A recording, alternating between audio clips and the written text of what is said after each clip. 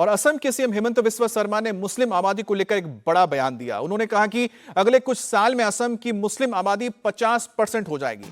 हेमंत ने कहा है कि साल 2041 तक हिंदू और मुस्लिम आबादी लगभग बराबर हो जाएगी।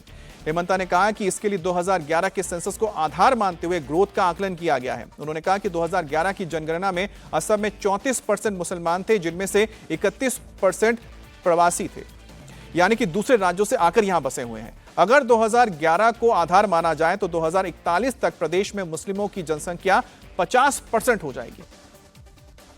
Today, as per 2011 census, in Assam 34% population is minority.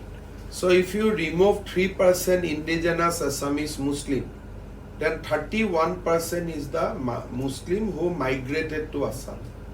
And if you projected that on the basis of 2021, 31 and 41, you come to a almost 50-50 position. So there is no my take.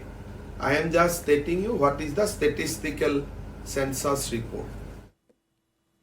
दरअसल हेमंत बिस्वा शर्मा ने मुसलमानों की आबादी को लेकर अनुमान लगाया है। उनके इस बयान पर मुस्लिम धर्मगुरुओं ने ऐतराज भी जताया है। आपको हम वो बयान सुनाएंगे, लेकिन उससे पहले समझिए कि असम में मुस्लिम आबादी पर सीएम ने क्या बताया।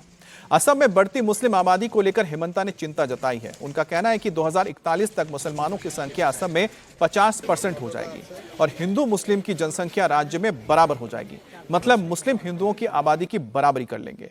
हेमंता ने कहा कि 2011 के सेंसस को देखें तो असम में कुल 34% मुसलमान थे, जिनमें से 31% बाहरी राज्यों से या बाहर से आए हुए मुसलमान हैं।